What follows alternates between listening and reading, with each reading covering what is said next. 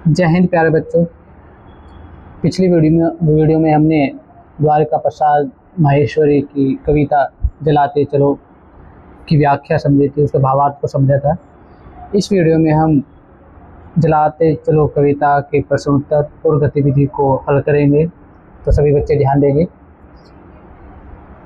कविता के प्रश्नोत्तर और गतिविधि को हल करने से पहले आप इस चैनल को सब्सक्राइब कर लें, जिससे आने वाले पार्टों की या चैप्टर की आपको वीडियो समय पे मिलती रहे।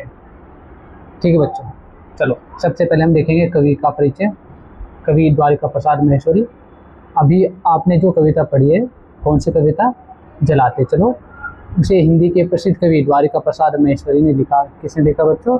हिंदी के प्रसिद्ध कवि द्वारिका प्रसाद माहेश्वरी। बाल साहित्य के, बाल मतलब जो बच्चों से संबंधित साहित्य या कविताएं या कहानियां लिखते थे, के चर्चित रचनाकारों में द्वारिका प्रसाद माहेश्वरी का नाम प्रमुखता से लिया जाता है। अधिकतर उन्होंने बाल साहित्य लिखा है। उन्होंने बच्चों के लिए बहुत सी रचनाएं लिखी हैं।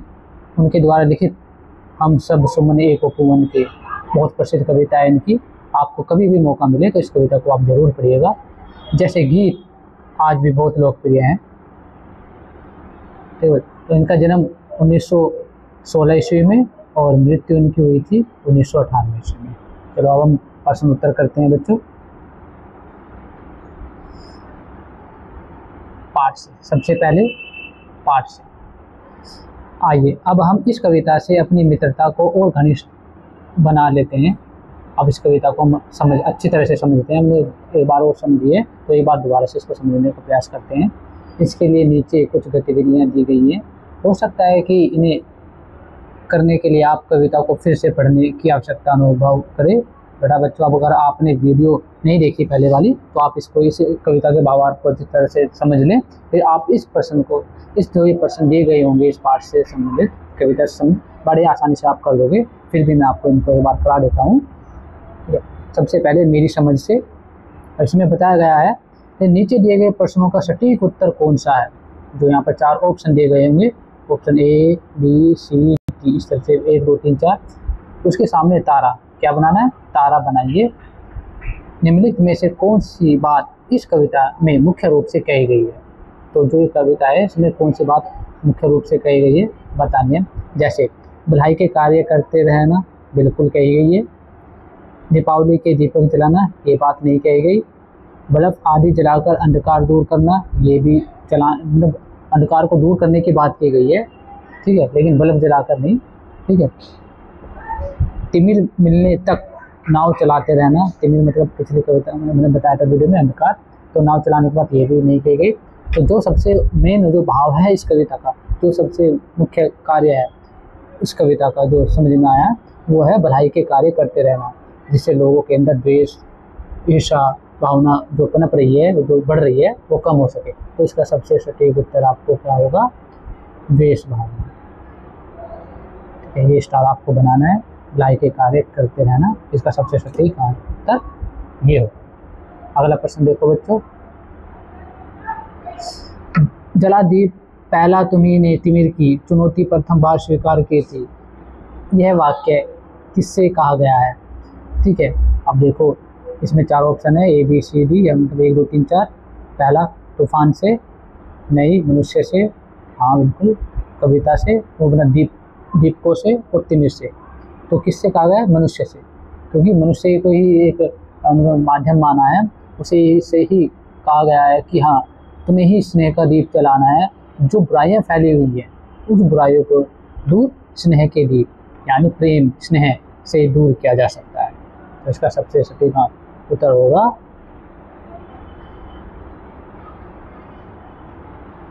मनुष्यों से।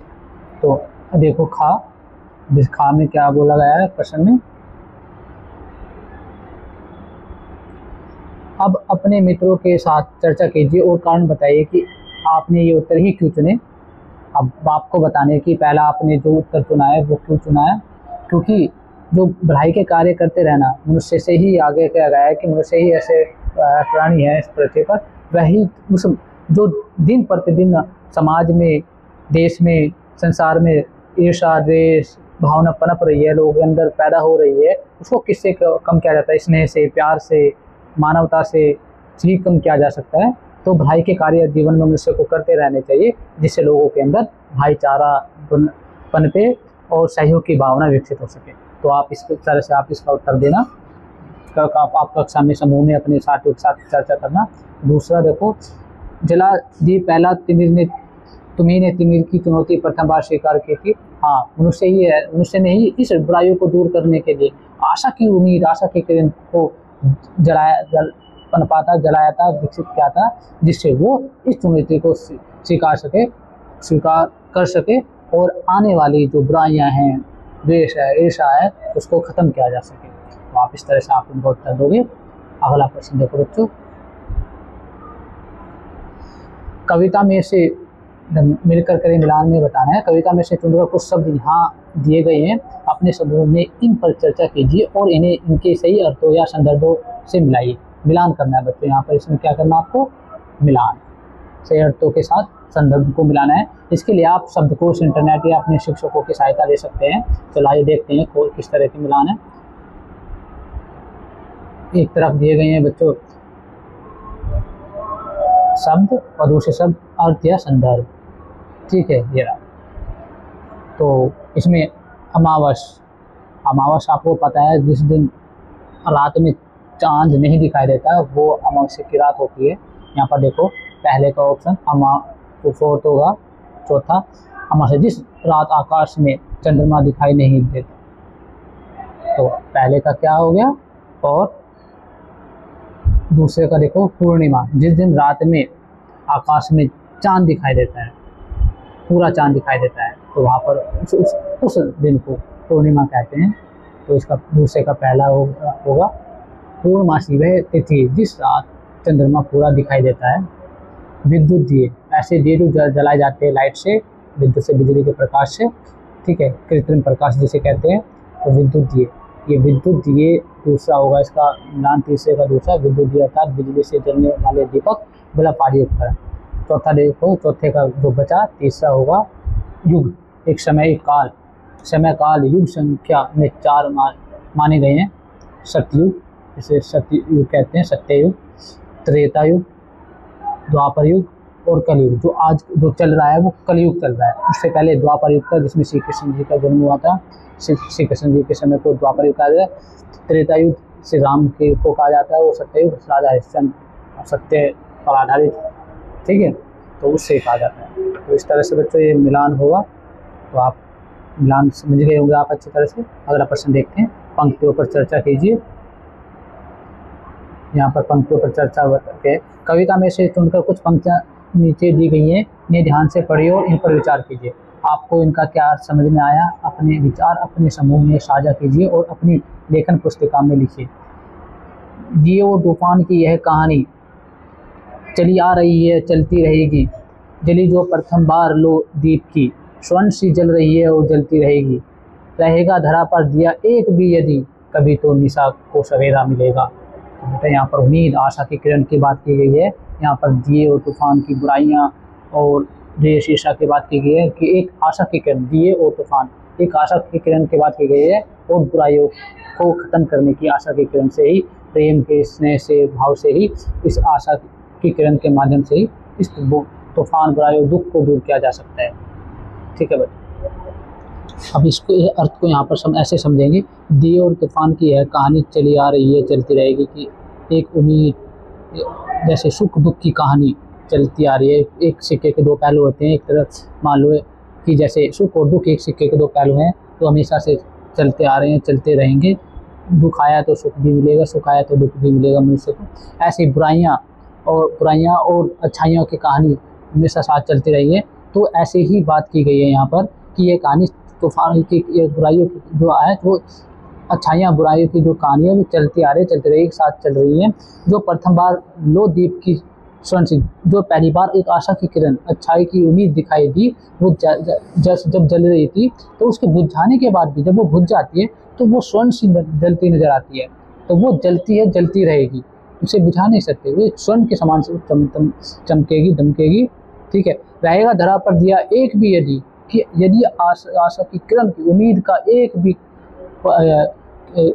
एक भी किरण जब तक इस पृथ्वी पर रहेगी, धरा पर रहेगी, कभी तो इस बुराई का नाश होगा, कभी तो ये निशा से सवेरा मिलेगा, इस बुराई से एक नया सवेरा मिलेगा, एक नई उम्मीद मिलेगी, ये नई किरण मिलेगी, नया सवेरा होगा। इस तरह से इसका उत्तर यहाँ पर है।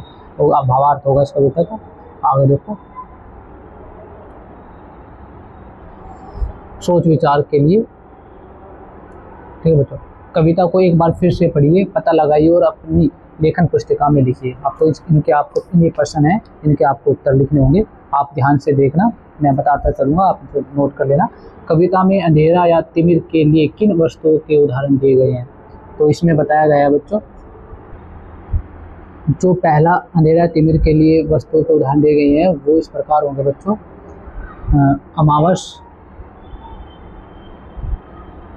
अमावस्या, ठीक है, दूसरा निशा, रात, तीसरा तिमिर, अंधकार, ठीक है। आप ये कह सकते हो तिमिर की सरिता, तिमिर की सरिता, सरिता मतलब नदी, और तिमिर की शिला, तिमिर की शिला, ठीक है मित्रों। और उसके बाद तूफान, पवन, तो इनकी बात की गई है। दूसरा देखो, यह कविता आशा और उत्साह जगाने वाली कविता है, इसमें क्या आशा की गई है, यह आशा क्यों की गई है? तो इसमें बच्चों बताया गया है कि प्रेम, स्नेह, आत्मविश्वास, उम्मीद, सद्भावना, मानवीय सौहार्द से जीवन, मानवीय सौहार्द लिख देता हूँ बेटा मैं, मानवीय सौहार्द से जीवन को खुशमय बनाना है, ठीक है। इतिहास के महान पुरुषों से प्रेरणा लेकर एक सुंदर भविष्य का निर्माण करना है, मनुष्य के मन में विश्व बंधुत्व की उम्मीद मतलब आशा की किरण पैदा करना है, जागृत करना है, इसमें इसकी बात की गई है। तो आप इस तरह से लिखोगे, इसका उत्तर ये होगा, ठीक है। मैं दोबारा से बता देता हूँ, प्रेम, स्नेह, आत्मविश्वास, उम्मीद, सद्भावना, मानवीय सौहार्द से जीवन को खुशमय बनाना है, खुश बनाना है, जिससे जीवन सरल हो सके, हम आपस में सहयोग की भावना बढ़ सके, एक दूसरे से स्नेहपूर्ण लगाव कर सके, इतिहास के महान पुरुषों से प्रेरणा लेकर एक सुंदर भविष्य का निर्माण कर सके, मनुष्य के मन में विश्व बंधुत्व की उम्मीद, आशा की किरण जागृत करना, इसी कविता का उद्देश्य है, ठीक है। इस तरह की किरणें, आशा की उम्मीद इस कविता के माध्यम से जगाई गई है। कविता में किसे जलाने और किसे बुझाने की बात की गई है? तो इसमें होगा आशा रूपी दीपक को, किसको बेटा? आशा रूपी दीपक को, आशा रूपी दीपक को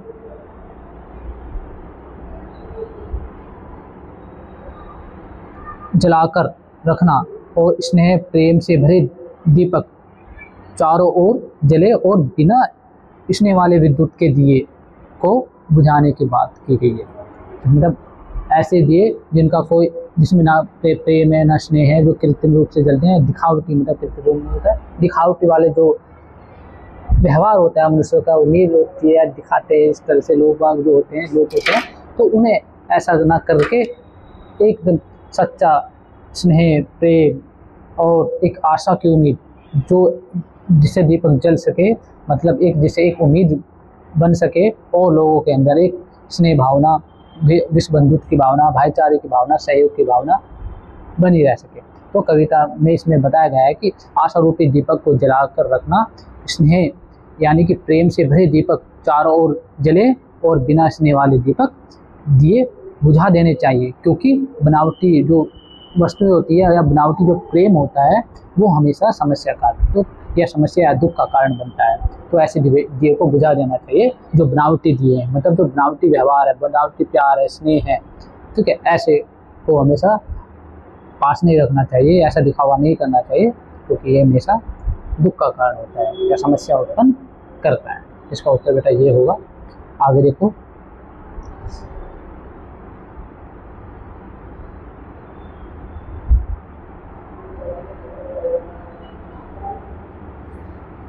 कविता की रचना।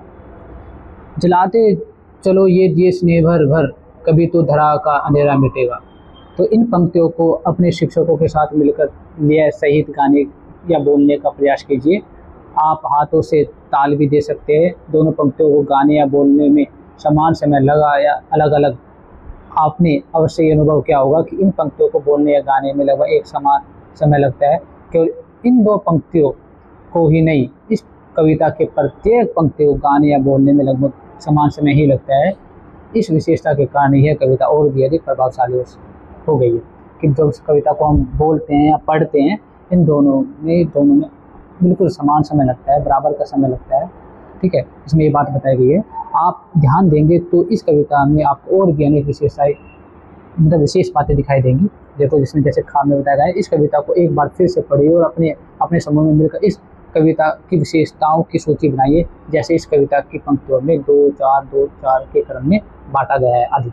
अब जैसे 2-4 के पंक्तियों में इस कविता को बांटा गया है, तो इसमें इसकी विशेषताएं बतानी है। तो बेटा इस मेरे अनुसार इस कविता की विशेषताएं होगी, विश्व बंधुत्व की उम्मीद पैदा करना इस जग में, इसमें क्या करना, विश्व बंधुत्व की उम्मीद पैदा करना, विश्व बंधुत्व, ठीक है, की उम्मीद पैदा करना या आशा पैदा करना, दिखावटी लोगों से दूर रहना, दिखावटी व्यवहार करने वाले लोगों से दूर रहना, ठीक है, लोगों से दूर रहना, और है फिर हमेशा स्नेह प्यार बांटते रहना, स्नेह और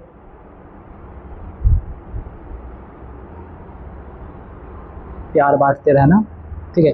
जीवन में हमेशा एक उम्मीद लगाकर चलना, अपने जीवन में हमेशा एक उम्मीद, एक आशा की किरण को लगा रहना, मतलब पॉजिटिव माइंड, आपको पॉजिटिव माइंड रहना चाहिए। इसमें ये बातें, सारी बातें है, जिससे एक ना एक दिन इन बुराइयों का, दुखों का, द्वेष का, ठीक है, इन सब का नाश किया जा सके, या नाश हो सकता है, इन्हीं के माध्यम से हो सकता है। ठीक है बच्चों, अगला देखो, अपने समूह की सूची को कक्षा में सबके साथ साझा कीजिए। जो आपने बताया, जो समूह बनाए, विशेषता बनाए, आपको जो भी लगता है वो आप इसमें ऐड कर सकते हैं, और अपने सब कक्षा के साथ इसमें अपने बच्चों जो ग्रुप बनाए गए हैं उनमें आपको ये साझा करनी है। खा का उत्तर बेटा इस तरह से होगा। ठीक है, आपको ये दोनों प्रश्न कंप्लीट हो गए। अगला देखो, मिलान करना है इसमें। अगले में क्या करना है, मिलान, स्तंभ 1 और स्तंभ 2। ठीक है, तो इसमें क्या करना है, मिलान करना है। हम देखते हैं, तो स्तंभ 1 और स्तंभ 2 में कुछ पंक्तियाँ दी गई है, मिलते जुलते भाव वाली पंक्तियों को रेखा खींचकर जोड़ना है। आगे देखो किस तरह से, ये दो इस तरह से दिए गए होंगे, तो आप इसका मिलान करेंगे, स्तंभ 1 और स्तंभ 2। तो पहले का उत्तर क्या हुआ, कभी तो तिमिर का किनारा मिलेगा, कभी तो तिमिर का किनारा मिलेगा। इसका उत्तर बताओ बच्चों क्या होगा। बच्चों इसका उत्तर होगा पहले का तीसरा, विश्व की समस्याओं से एक ना एक दिन छुटकारा अवश्य मिलेगा। तिमिर मतलब अधिकार। ठीक, दूसरा देखो, जलाते चलो ये दिए स्नेह भर भर, तो दूसरे का होगा बेटा कि दूसरों के सुख चैन के लिए प्रयास करते रहना चाहिए। हमेशा ऐसे कार्य करते रहना चाहिए, दूसरों की मदद करते रहना चाहिए, जिससे दूसरे भी, हम भी खुश रह सके और दूसरे को भी खुश रहने का अवसर मिल सके। तीसरा देखो, मगर विश्व पर आज क्यों दिवस ही में गिरी आ रही अमावस निशासी। तीसरे का एकदम उपयुक्त है।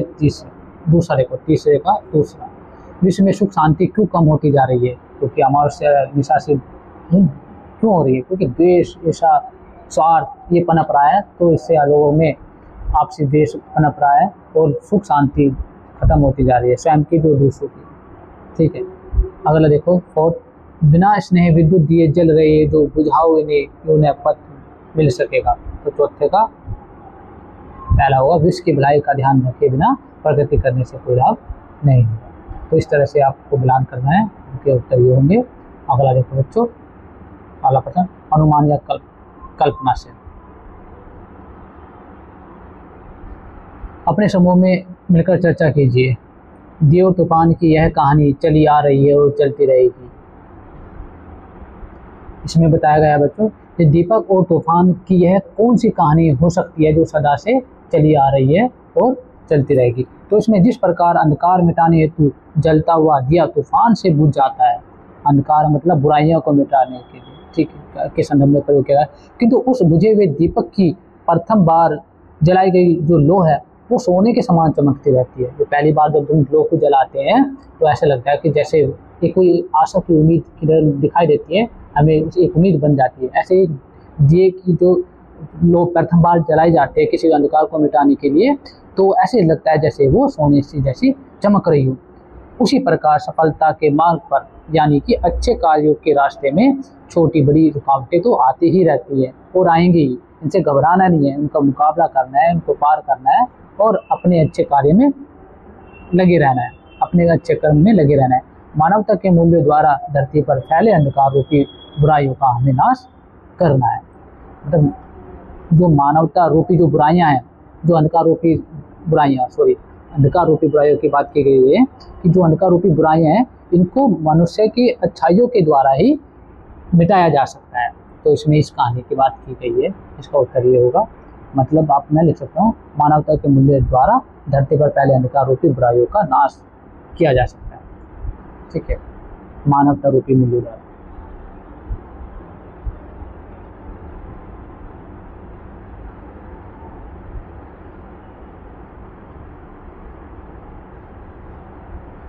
ठीक है, अंधकार रूपी बुराइयों का नाश।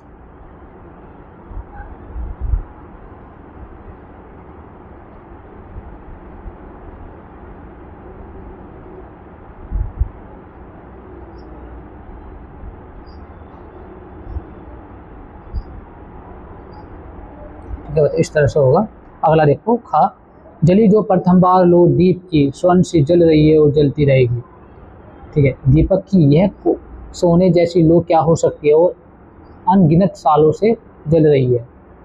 तो इसमें हो रहा है नफरत और आपसी द्वेष भावना रूपी अंधकार के माध्यम से स्नेह और आशा रूपी दीपक की सोने जैसी लो अनगिनत सालों से जल रही है। तो इसका उत्तर मैं लिख देता हूँ, नफरत और आपसी द्वेष रूपी अंधकार। क्या होगा बेटा? नफरत और आपसी द्वेष रूपी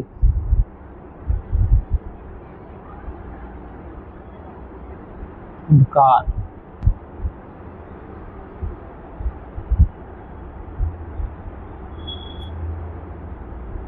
हृदय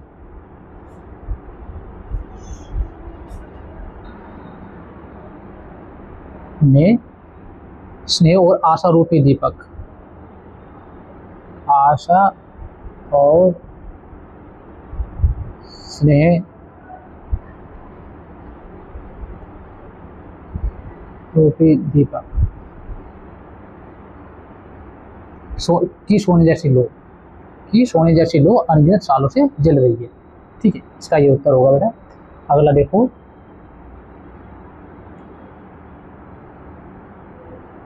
शब्दों के रूप। अगला जो होगा शब्दों के रूप से है कि जिससे अमावस बने पूर्णिमा से। अमावस का अर्थ है अमावस्या। इन दोनों शब्दों का अर्थ तो समान है लेकिन इनके लिखने बोलने में थोड़ा सा अंतर है। जैसे अमावस, अमावस्या, कुछ ऐसे शब्द नीचे दिए गए हैं, इनसे मिलते जुलते दूसरे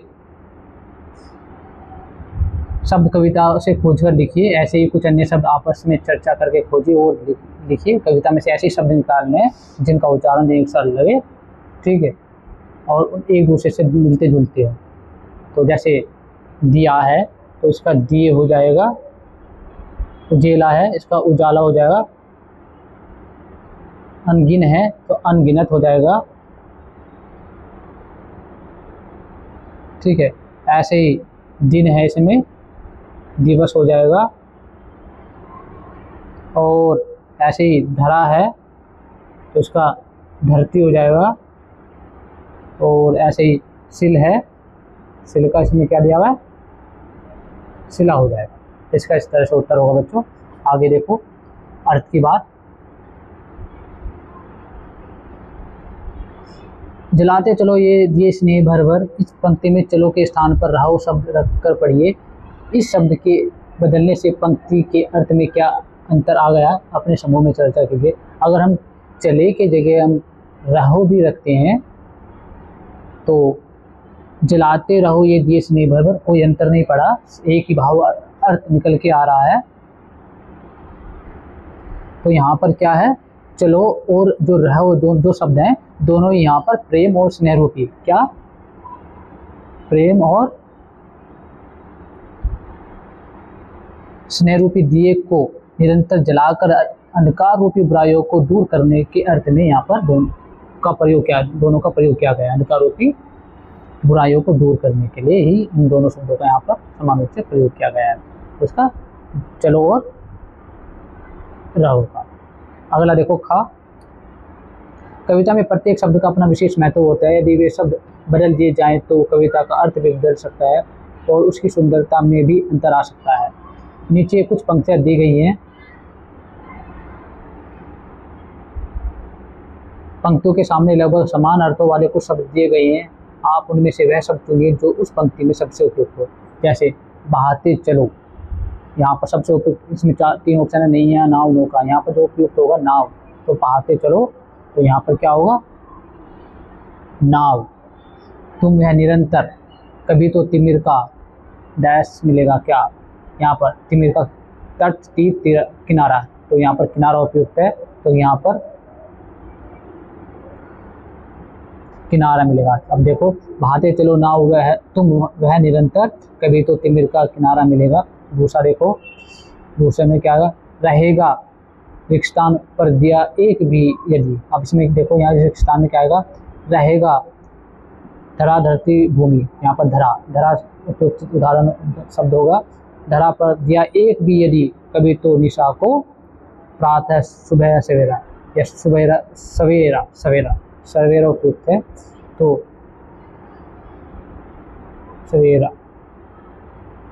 सवेरा मिलेगा। रहेगा धरा पर दिया एक भी यदि, कभी तो निशा को सवेरा मिलेगा। ठीक है बच्चों। अब अगला देखो तीसरा, जला दीप पहला तुम्ही ने की, अंधकार तिमिर अंधेरे तिमिर की, यहाँ पर कविता में तिमिर दिया गया है, तिमिर की। जला दीप पहला तुम्ही ने तिमिर की, चुनौती प्रथम अव्वल पहली, तो इसमें उपयुक्त होगा प्रथम बार स्वीकार की थी। तो इस तरह से हम यहाँ पर भरेंगे इनको, इस तरह से इनका उत्तर निकल जाएगा। प्रतीक, अब यहाँ पर देखो प्रतीक, कभी तो निशा को सवेरा मिलेगा, निशा का अर्थ है रात और सवेरा का अर्थ है सुबह। ठीक है, आगे देखो क्या बताया गया है इसमें।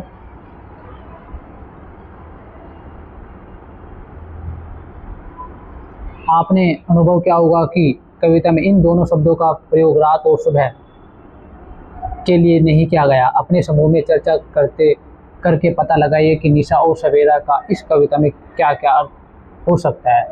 तो जैसे निशा से जुड़ा है अंधेरा और सवेर से जुड़ा हुआ है उजाला। ठीक है बच्चों,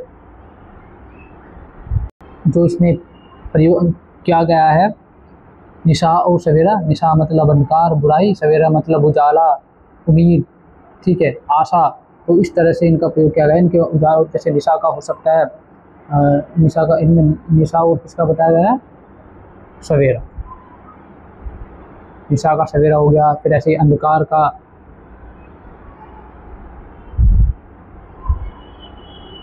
का क्या हो जाएगा बेटा उजाला, और ऐसे ही बुराई, निशा के लिए बुराई का शब्द का प्रयोग किया गया है।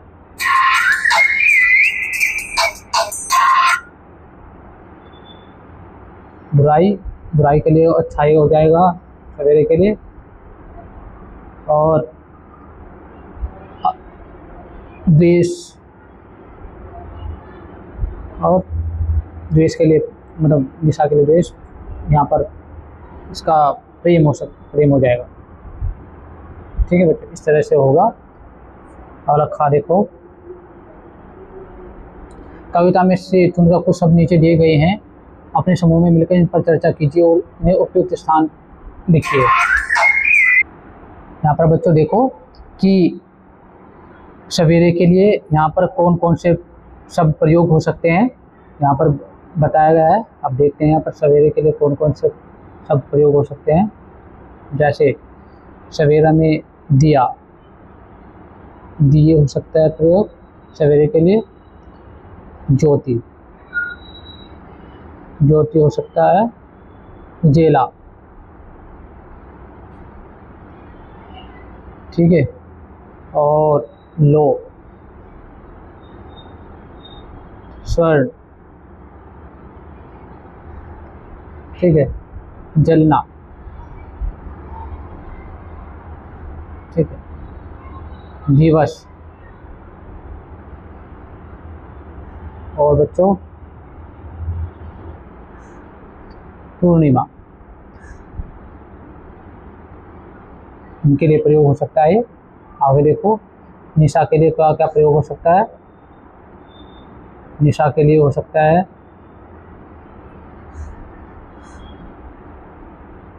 जो शब्द ऊपर दिए गए हैं निशा के लिए उसमें से छाट कर लिखते हैं।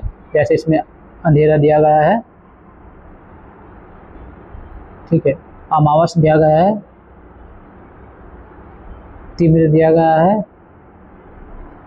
ना शिला दिया गया है, तूफान, बुझना, तिमिर की नाव, ठीक है। ऐसे ही शब्द दिए गए हैं। अंधकार,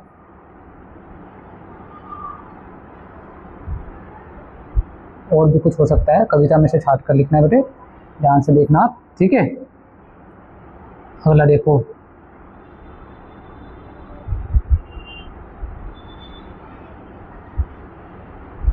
अपने समूह में मिलकर निशा और सवेरा के लिए कुछ और शब्द सोचिए और लिखिए। संख्या नीचे दिए चित्र देखिए और इन पर विचार कीजिए।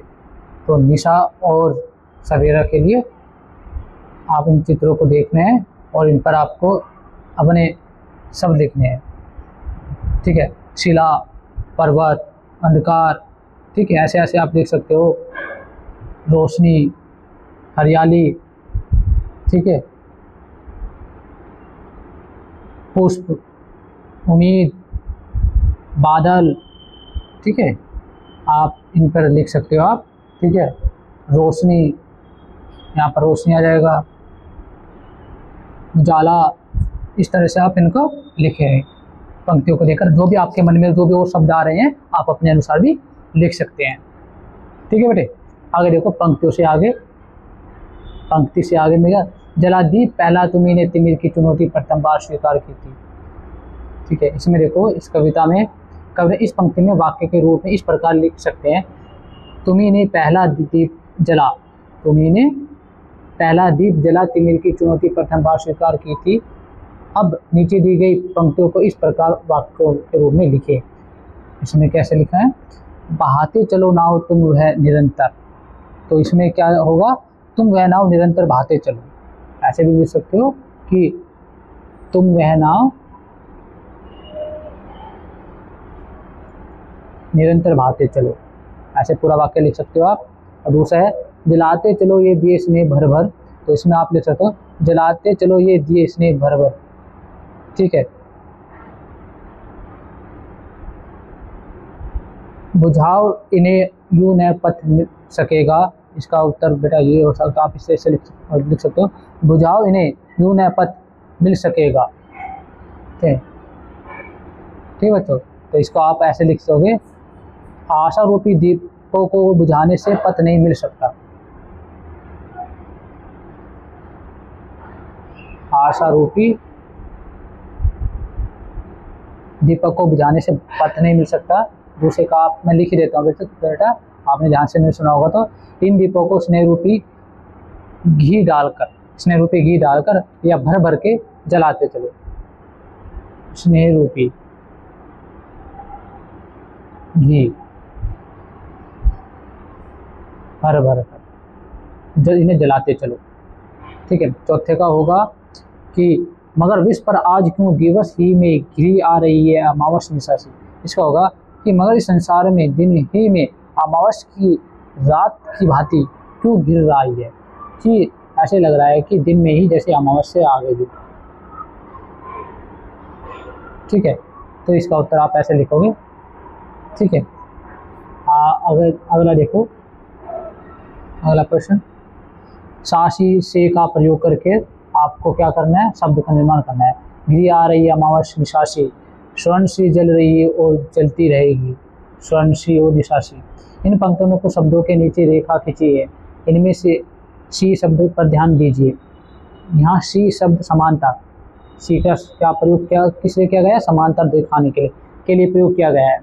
सा सी से का प्रयोग जब समानता दिखाने के लिए किया जाता है तो इनमें पहले योजक चिन्ह, जो हम ये लगाते हैं ना दो शब्दों के बीच में माइनस का निशान, इसे हम योजक चिन्ह कहते हैं, योजक चिन्ह का प्रयोग किया जाता है। ठीक है, ये जैसे निशासी के बीच में जो शब्द बीच में ना, ये योजक चिन्ह है।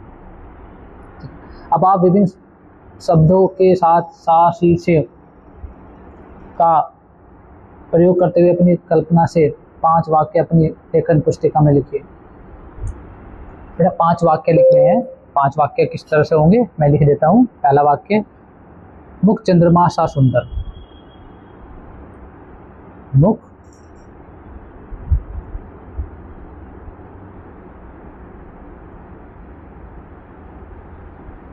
चंद्रमा, योजक चिन्ह लगा दिया, सा लगा दिया, सुंदर। ठीक है, पहला वाक्य। दूसरा होगा, हाय फूल सी कोमल बच्ची, हाय फूल सी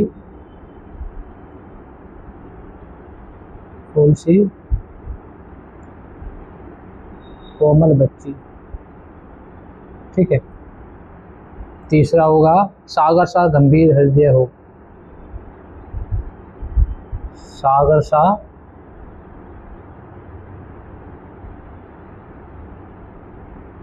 गंभीर हृदय हो। ठीक है, चौथा, दूध सा सफेद चौक, दूध सा सफेद चौक, चाक जिसे बोर्ड पर लिखते हैं। ठीक है, पांचवा, नैन तेरे मीन से, नैन मतलब आंखें, नैन तेरे मीन से। बेटा ये सारे के सारे अलंकार के उदाहरण हैं। ठीक है, उपमा अलंकार के। जब आप आगे पढ़ोगे 8वीं 9वीं कक्षा में आओगे तो आपको अलंकार पढ़ने को मिलेंगे, तो ये सब के सब अलंकार के उदाहरण हैं। तो इसमें समानता दर्शाई जाती है या बताई जाती है। आगे देखो बच्चों, रहेगा धरा पर एक भी यदि कभी तो, रहेगा धरा पर दिया एक भी यदि कभी तो निशा को सवेरा मिलेगा। यदि हर व्यक्ति अपना कर्तव्य समझ ले तो दूसरों की भलाई के लिए कार्य करे तो पूरी दुनिया सुंदर बन जाएगी। आप भी दूसरों के लिए प्रतिदिन बहुत से अच्छे कार्य करते होंगे, आप अपने उन कार्यों के बारे में बताइए। बेटा यहाँ पर अच्छे कार्यों की बात की गई है। आपने भी अपने जीवन में रोज प्रतिदिन किसी न किसी मदद करते होंगे, जैसे किसी बुजुर्ग को रोड पार करवा देते होगे, रोड मतलब सड़क पार करवा देते हो, किसी को घर पर छोड़ देते हो, किसी का सामान ला के दे देते होगे। ठीक है, इस तरह के अच्छे कार्य के बारे में बता रहे हैं, आप लिख लेना इसको अपनी तरफ से। ठीक है बच्चों, अगला देखो,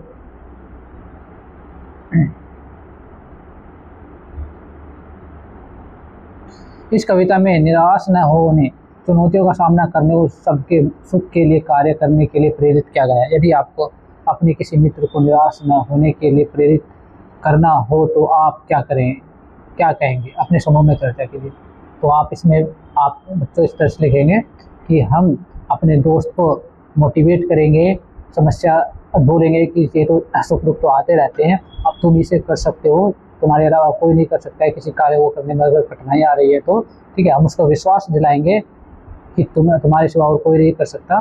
तो एक हम उसके अंदर प्रेरणा स्रोत के रूप में उसे प्रेरणा देंगे कि आप जैसे ही आपको और तरीके से जैसे लगता है इस तरह से आप प्रेरित कर सकते हो, आप अपनी तरफ से लिख सकते हो। गा देखो, क्या आपको कभी किसी ने कोई कार्य करने के लिए प्रेरित किया, कब कैसे, उस घटना के बारे में बताइए। इन्हें आपको स्वयं लिखना है कि किसी ने आपको कभी भी किसी कार्य करने के लिए प्रेरित किया, जैसे कक्षा में आप प्रश्न लिख रहे हो तो आपको उसका उत्तर नहीं मालूम है, तो आपको कक्षा अध्यापक या विशेष अध्यापक आपको बताएगा कि आप क्लास जब बैठे थे, आप कक्षा में जब आपको पाठ पढ़ाया जा रहा था तो आप ध्यान लगाओ, तो आप थोड़ा सा भी आप ध्यान केंद्रित करोगे तो आप इसका उत्तर लिख सकते हो। इस तरह से आपको कार्य करने के लिए प्रेरित माँ बाप करते हैं, जैसे जीवन में आप हमें प्रेरित करने के लिए जो कोई भी आपको करता है तो कब किया, कैसे किया, उस घटना के बारे में आपको यहाँ पर लिखना है। मैंने आपको एक छोटा सा उदाहरण दिया था, आप अपने उदाहरण से हम खुद लिखेंगे। ठीक है बच्चों। अमावस्या और पूर्णिमा, तो यहाँ पर देखो कि भले शक्ति विज्ञान में है निहित वह कि जिससे अमावस बने पूर्णिमा से। यहाँ पर दो शब्दों का प्रयोग किया गया है, अमावस और पूर्णिमा। मैंने पिछली वीडियो में बताया था अमावस क्या है, पूर्णिमा क्या है। ठीक है, तो यहाँ पर हम समझेंगे कि यहाँ पर भी बताया गया है कि अमावस किसे कहते हैं, कौन से दिन अमावस्या का होता है, कौन से पूर्णिमा का होता है। आप अमावस्या और पूर्णिमा के बारे में पहले ही पढ़ चुके हैं। क्या आप जानते हैं कि अमावस्या और पूर्णिमा के होने का क्या कारण है? हम यहाँ पर कारण जानेंगे कि वो किस तरह से होते हैं। आप आकाश में रात को चंद्रमा अवश्य देखते होंगे। क्या चंद्रमा प्रतिदिन एक सा दिखाई देता है? बिल्कुल नहीं, छोटा बड़ा दिखाई देता है, कभी पूर्ण होता है, कभी छोटा है, फिर बढ़ता है, फिर घटता है। ऐसे चंद्रमा घटता बढ़ता आपको दिखाई देता है। आइए जानते हैं कि ऐसे कैसे होता है। आप जानते हैं कि चंद्रमा पृथ्वी की परिक्रमा करता है और पृथ्वी सूर्य की परिक्रमा करती है। ठीक है, चंद्रमा पृथ्वी के चक्कर लगाता है, परिक्रमा करना मतलब चक्कर लगाना। ठीक है, और पृथ्वी सूरज के चक्कर लगाती है। आप यह भी जानते हैं कि चंद्रमा का अपना कोई प्रकाश नहीं होता। आपको पता है कि चंद्रमा के अंदर कोई प्रकाश नहीं है। ठीक है, वह सूर्य के प्रकाश से ही चमकता है। ठीक है, लेकिन पृथ्वी के कारण सूर्य के कुछ प्रकाश को चंद्रमा तक आने जाने में रुकावट आ जाती है। जब पृथ्वी सूरज और चंद्रमा के बीच आ जाती है, ठीक है, तो वो पूर्ण रूप से जो सूर्य का प्रकाश है वो चंद्रमा तक नहीं पहुंच पाता। ठीक है, ये बताया गया। इसे पृथ्वी की छाया चंद्रमा पर पड़ती है जो प्रतिदिन घटती बढ़ती रहती है। ठीक है, सूरज का जो प्रकाश बिना रुकावट चंद्रमा तक पहुंच जाता है उसे चंद्रमा चमकदार दिखाई देता है। ठीक है, जहाँ पर सीधे सूर्य की रोशनी चंद्रमा पर पड़ती है और वो हमें चमकता हुआ दिखाई देता है, जिस पर नहीं पहुंच पाती, पृथ्वी बीच में आ जाती है तो वो अंधकार में रहता है। ठीक है, इसी छाया और उजाले भाग की आकृति में आने वाले परिवर्तन को चंद्रमा की कला कहते हैं। ठीक है, आपको उम्मीद है कि समझ में आ गया होगा। आगे देखेंगे चित्र के माध्यम से। अब देखो, चंद्रमा की कला धीरे धीरे बढ़ती रहती है और पूर्णिमा की रात चंद्रमा पूरा दिखने लगता है जब सूर्य का प्रकाश चंद्रमा पर पूर्ण रूप से सीधे पड़ता है और पृथ्वी बीच में नहीं आती। ठीक है, तो तब वहाँ पर पूर्णिमा होती है। इसके बाद कला धीरे धीरे घटती रहती है और अमावस्या वाली रात चांद दिखाई नहीं देता। चंद्रमा की कलाओं को घटने के दिनों को कृष्ण पक्ष कहते हैं। जब चांद घटता रहता है तो उसे क्या बोलते हैं? कृष्ण पक्ष। और कृष्ण शब्द का एक अर्थ काला भी है। इसी प्रकार चंद्रमा की कलाओं को बढ़ने की कलाओं को शुक्ल पक्ष कहा जाता है। तो शुक्ल शब्द का अर्थ होता है उजाला। ठीक, अब आगे देखो, यहाँ पर दिखाई गई है। तो इधर से अमावस्या के बाद शुक्ल पक्ष स्टार्ट हो रहा है। ठीक है, देखो अमावस्या है नीचे, इधर से शुक्ल पक्ष आ गया। उजाला मतलब धीरे धीरे वो चंद्रमा बढ़ता दिखाई देगा, जो उजाला मतलब पूर्ण होता दिखाई देगा। यहाँ पर क्या हुआ? यहाँ पर पूर्ण रूप से चंद्रमा में दिखाई दे रहा है। ठीक है, तो ये जब हमें पूरा चांद दिखाई देता है वो पूर्णिमा का दिन होता है। और जब हमें चांद, हम यहाँ पर धीरे धीरे कृष्ण पक्ष, यहाँ पर उजाला कम होता दिखाई दे रहा है, चांद कम होता दिखाई दे रहा है, तो घटता दिखाई दे रहा है। ठीक है, तो इसको हम कहेंगे कृष्ण पक्ष। तो धीरे धीरे यहाँ पर जो आ रहा है, ठीक है, यहाँ पर जब आके पूर्ण से जब हमें दिखाई नहीं देता, तो यहाँ पर जब चांद में पूरा नहीं दिखाई देता, बिल्कुल नहीं दिखाई देता, उसे हम कहते हैं अमावस्या। इस तरह से चांद घटता बढ़ता रहता है। आप उम्मीद आपको समझ में आ गया होगा। ठीक है, जब हमें जिस दिन हमें आकाश में रात में चांद नहीं दिखाई देता तो होती है अमावस्या। ठीक है, अमावस्या की रात। ठीक है, अब नीचे दिए गए चित्र में अमावस्या, पूर्णिमा, कृष्ण पक्ष और शुक्ल पक्ष को पहचानिए और ये नाम उपयुक्त स्थान पर लिखिए। ठीक है, आप इसमें किसी की भी मदद ले सकते हैं, शिक्षक, परिजन, इंटरनेट की सहायता से भी ले सकते हैं। ठीक है, अब जैसे जैसे धीरे धीरे हमें उजाला होता दिखाई दे रहा है, जहाँ पर हमें पूरा चाँद दिखाई दिया, यहाँ पर देखो ये पूर्णिमा। अब यहाँ पर धीरे धीरे कम होता जा रहा है, ये कृष्ण पक्ष स्टार्ट हो गया, ठीक है। तो यहाँ पर धीरे धीरे इस तरह से आया, तो यहाँ पर हमें बिल्कुल चाँद नहीं दिखाया, ये अमावस्या। तो इसे हम कहेंगे शुक्ल पक्ष, जिसमें थोड़ा थोड़ा चाँद दिखाई देता रहा, यहाँ पर आया तो यहाँ पर पूर्णिमा, ठीक है, ठीक है। और यहाँ पर हमें अब जब धीरे धीरे आ गया तो यहाँ पर कृष्ण पक्ष स्टार्ट कम होता जा रहा है, कृष्ण पक्ष, ठीक है। तो यहाँ पर धीरे धीरे आया तो ये अमावस्या, ऐसे पहचानेंगे बच्चों, ठीक। आगे देखो तिथि पत्र। अब यहाँ पर तिथि पत्र दिए गए हैं, इसे देखेंगे। हिंदी कैलेंडर है बेटा, जो आपको अपने घरों में हमेशा दिखाई देगा। जब हमारे माता पिता लेकर आते हैं कोई त्यौहार, तीज त्यौहार मनाते हैं, तो इस चीज़ के माध्यम से मनाए जाते हैं, नहीं देख कर बनाए जाते हैं। तो जैसे अब आने वाले समय में अष्टमी आ रही है, ठीक है, रामनवमी आ रही है, तो इससे भी आपको अंदाज़ा लग जाएगा। अब देखो यहाँ पर हम ध्यान से देखेंगे, आपने तिथि पत्र कैलेंडर अवश्य देखा होगा, उसमें साल के सभी महीनों की तिथियों की जानकारी दी जाती है, ठीक है।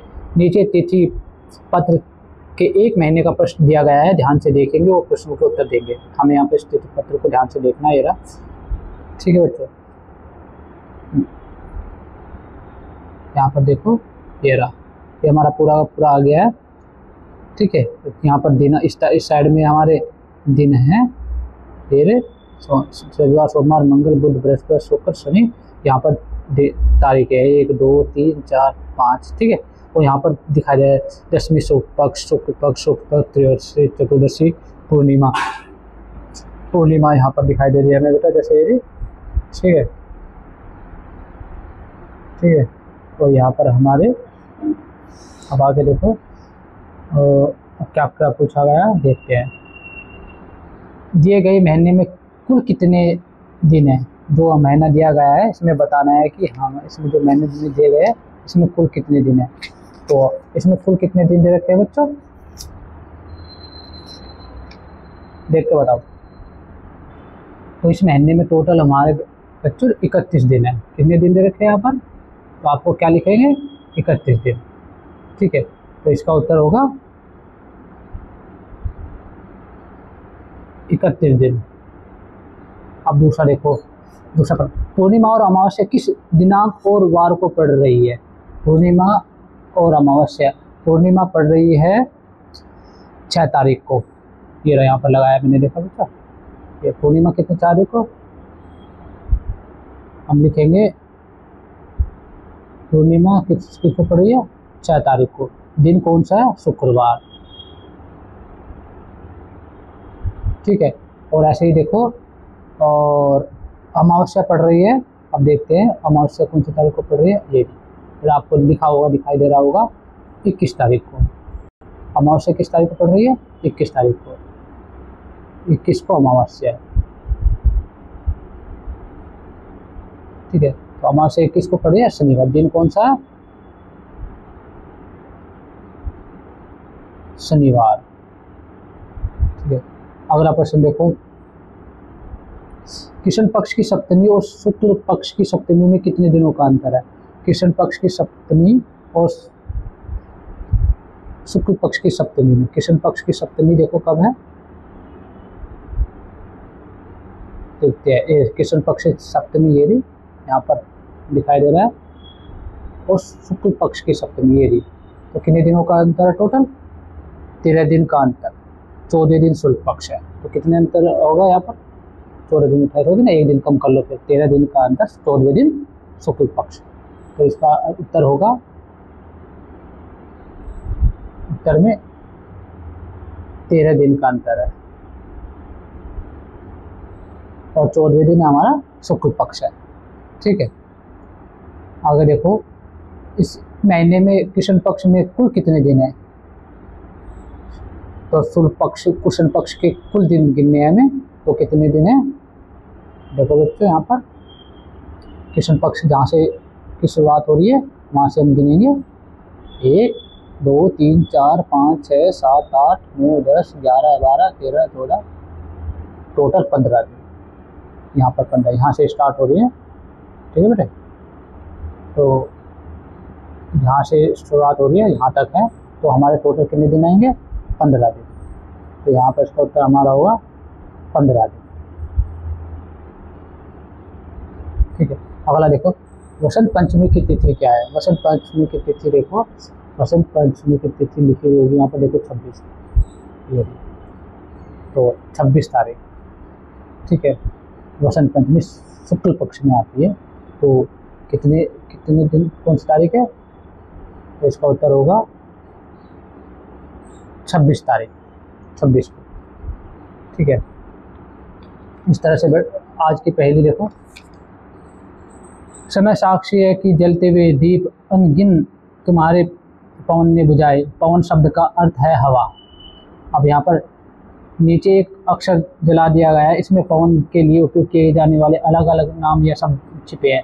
आपको उन्हें खोज कर उन पर घेरा बनाना है। जैसे एक हमने पहले से बना दिया है, जैसे इन्होंने पवन के बनाने, बेटा हमें यहाँ पर जो दे रखा है उन्होंने पवन, तो हमें किसके बनाने हैं? पवन के। तो क्या बनाना है? पवन की। तो किस क्या क्या लिख सकते हैं पवन को हम? तो एक तो ये हो गया पवन, एक हो गया हवा,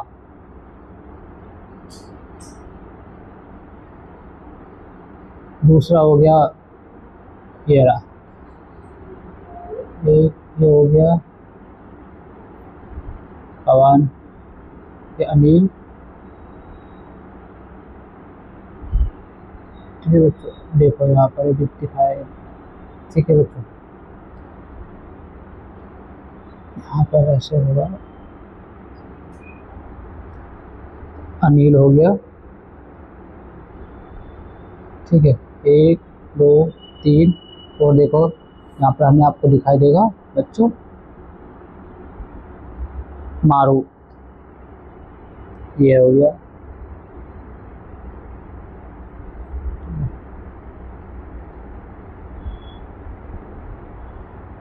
एक हो गया मारू। ठीक है, और देखो वायु, एक यहाँ से हो जाएगा वायु।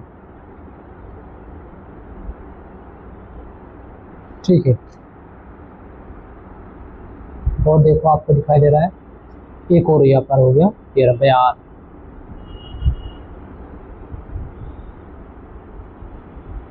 इस तरह से बनेंगे बच्चों। उम्मीद है कि आपको ये वीडियो समझ में आई होगी। इस कविता के प्रश्न उत्तर अभ्यास कार्य आपको अच्छी तरह से समझ में आ गया होगा। ठीक है, आप ध्यान से देखेंगे, समझेंगे इसको, और जिन बच्चों ने चैनल को सब्सक्राइब नहीं किया वो चैनल सब्सक्राइब कर ले, और आने वाली वीडियो आपको समय पर मिलती रहें। ठीक है, अपने दोस्तों के साथ शेयर करें। ठीक है, और जय हिंद बच्चों, आने वाले एग्जाम के लिए आपको बहुत बहुत शुभकामनाएं। जय हिंद।